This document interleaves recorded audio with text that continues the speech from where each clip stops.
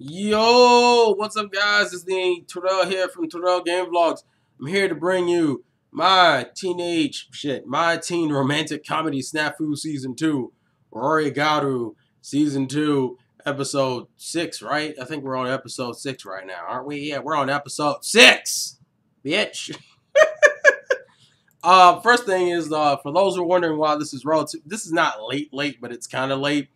It's primarily because I kind of have a cold, and I wanted to be at least in a somewhat talkative mood to really do the thing. Plus, I wanted to rewatch it a few times because this episode there's other things I need to address, but this episode has a lot of things that set up for things. So the first thing I want to talk about is people ask, why did I know certain things that I shouldn't have known if I was only an anime watcher? That's because I've looked up spoilers for Volume 9 and a little bit of Volume 10.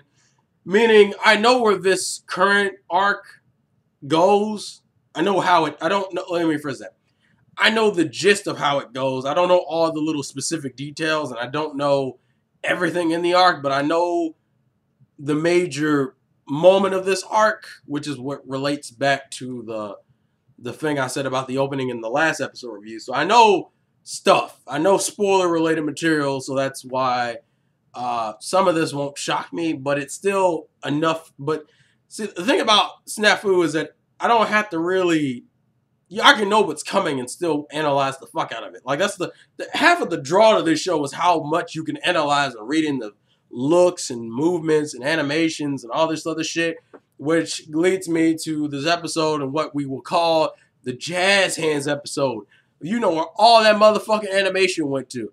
And if you've been like commenting on like Reddit or my anime list about each episode and having the discussion with it, you would know light novel readers have been like fucking teasing this shit, and it confused me because I didn't understand. I didn't think there was any new characters being introduced, and they're not. But the character that was introduced that they kept referring to, I didn't realize was a minor character, which is the character in this fucking episode.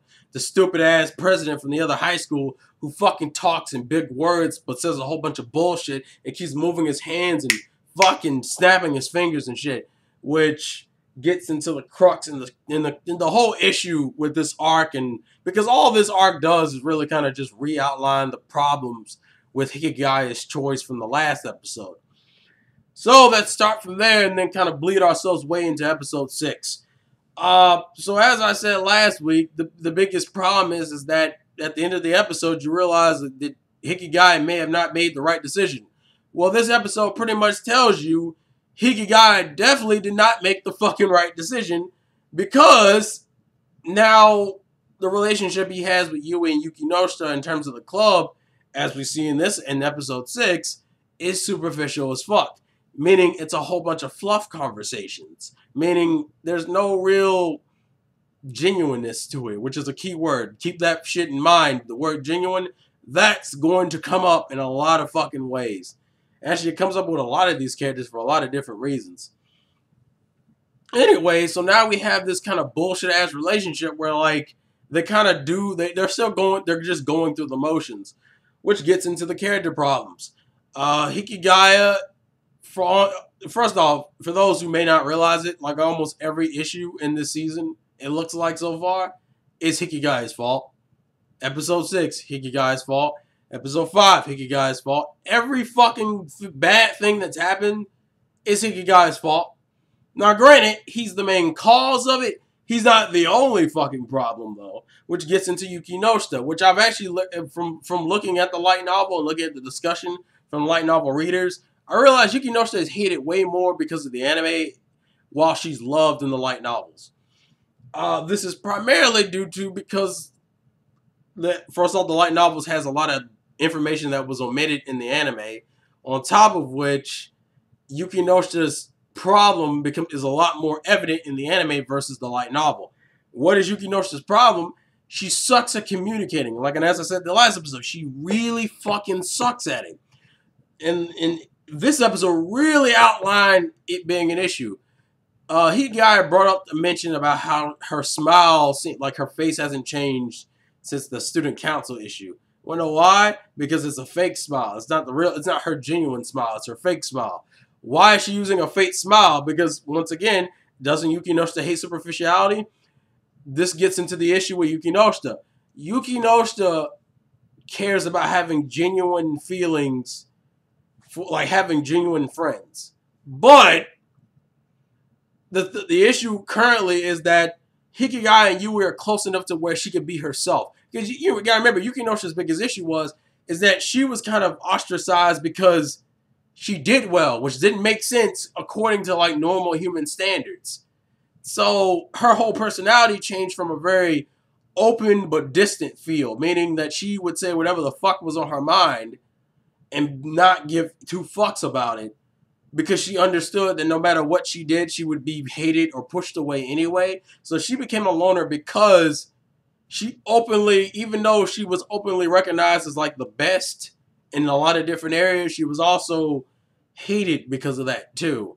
So she just became kind of this loner who always told you exactly what she felt.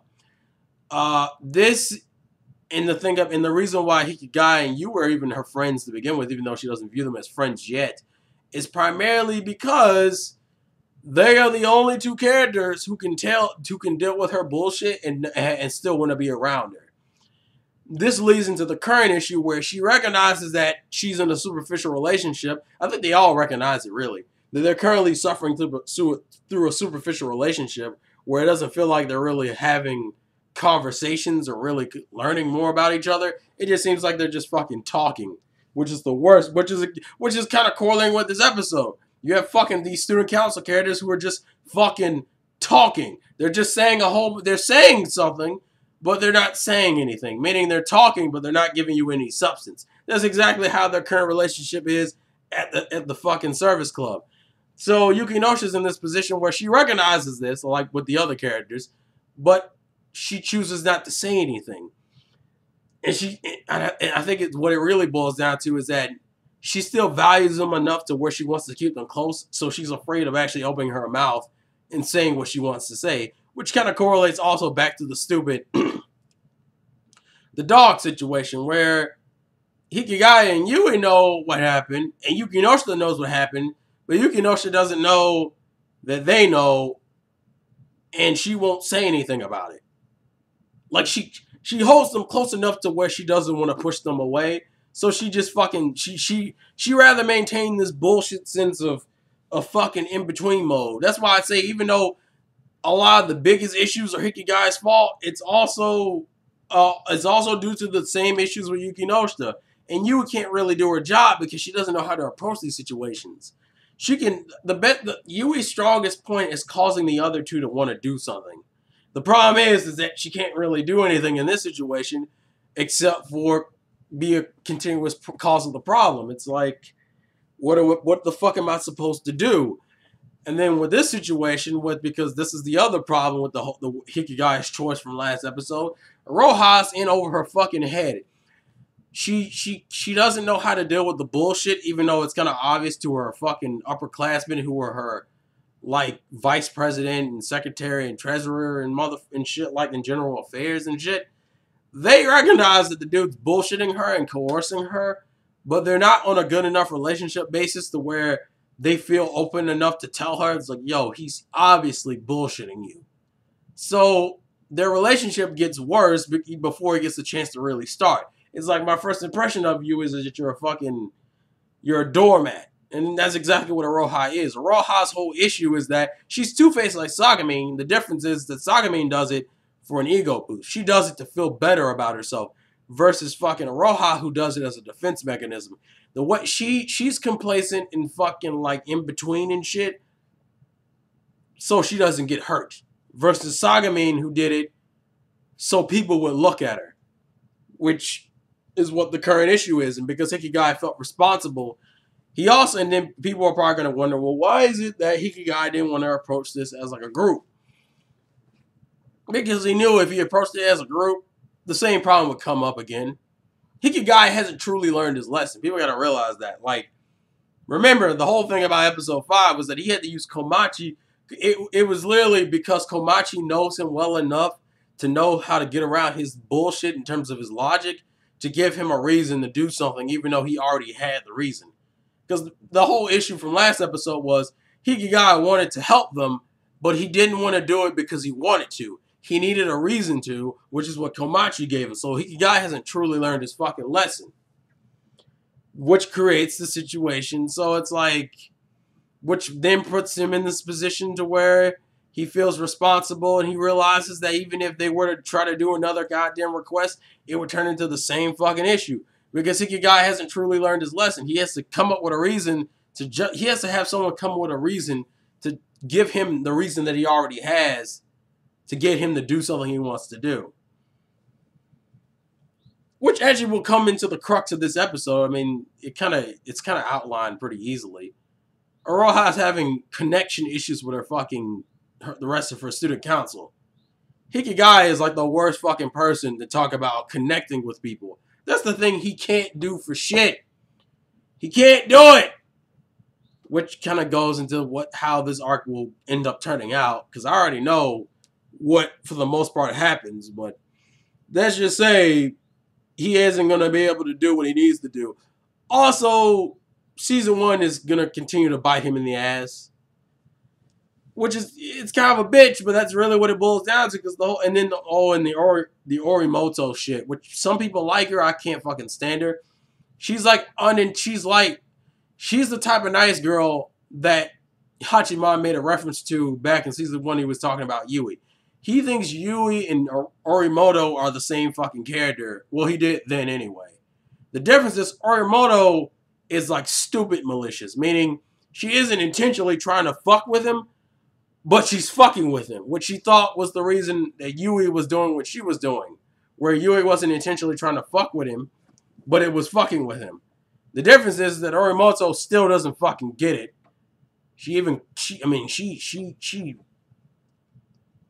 I hate the character because of how ignorant she is. She's literally a character who does not get any fucking thing. I don't know, and my problem is I don't understand if Orimoto is choosing to be that way because she doesn't want people to get close to her, or is she literally that fucking stupid? I think that's just the way she is as a character and as a person, and does not know how to interact with certain situations, which is why she will completely just fucking ignore things. For example, she feels like, well, what you're supposed to do is co-interact with a person, even though she had no reason to go say hey to Hikigaya except for, oh, I know who Hikigaya is, I better say hey to him. The same stupid shit. And that's what bothers me the most about her fucking character, is that she's like one of those characters that like innately isn't doing anything out of like ill intentions. She just ends up like she is like the worst at being unintentionally malicious versus Yui, who wasn't being unintentionally malicious. Hikigaya just read her the same way he read Orimoto and thought it'd be the same dumb shit, which is not. Because Orimoto doesn't get it at all. Yui gets it. She just has really what this all boils down to is that the overarching problem that they're all having is a lack of communication, which is the issue for all slice of life shows. Which usually would get on my nerves because that's what they use. They overuse that in every fucking slice of life. For some reason here, it doesn't bother me as much, primarily because it leads into a good character analysis. But Yuki Noshita, side note, for those who were wondering, Yuki Noshita will get some focus. So for the anime fans who hate her, you might not hate her as much. Granted, I don't know all the details, but from what I understand from the light novel readers, she gets some moments to kind of like not look like a bitch. Because she looks like a bitch from the anime, and it's primarily because she doesn't have the answer, or she has the answer and won't fucking tell you. It's like I said, she holds Hikigaya to the same stupid-ass pedestal that he held her at. The problem is, she continues to she doesn't even learn that he's a normal person and doesn't even try to extend a hand to him. She just fucking disagrees with him. And that's what makes her look like a bitch, because it's like, Hikigaya is at least making some type of movement. He just doesn't know what the fuck he's doing, really. And when he does figure it out, it's literally too late. So in Yuki Noshita, as I said, gets it. I think she gets it the best out of all of them.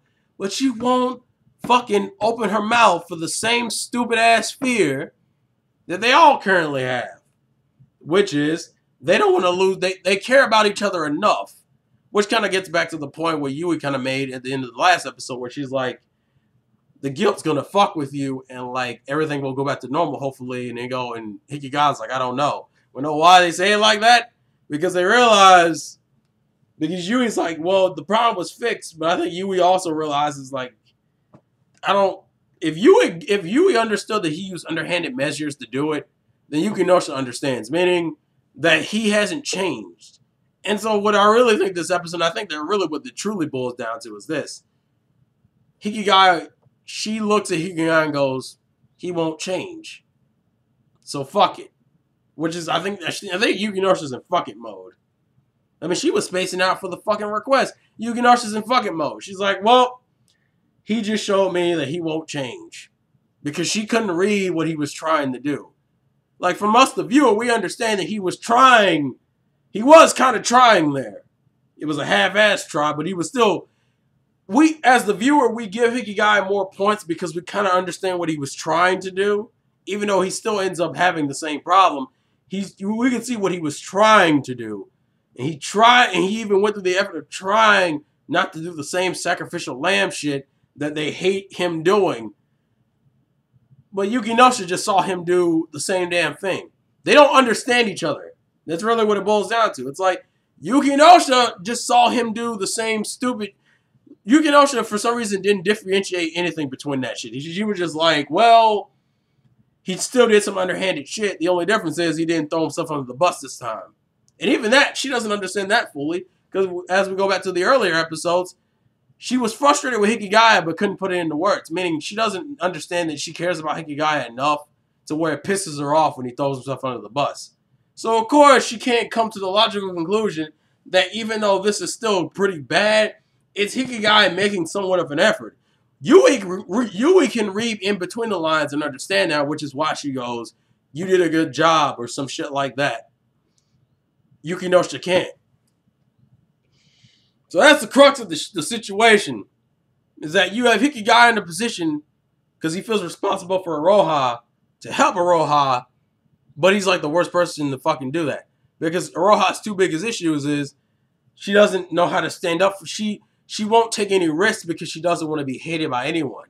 She's that type of character who would rather stay stagnant than fucking go out of the way and stand out. Because she realizes if she stands out, she will be hated by someone, and she doesn't want that. So she'd rather just stay stagnant, which makes her fellow student council members hate her because she stays fucking stagnant. Well, Hikigaya, as we fucking learned, sucks at human relationships, so he can't really handle this.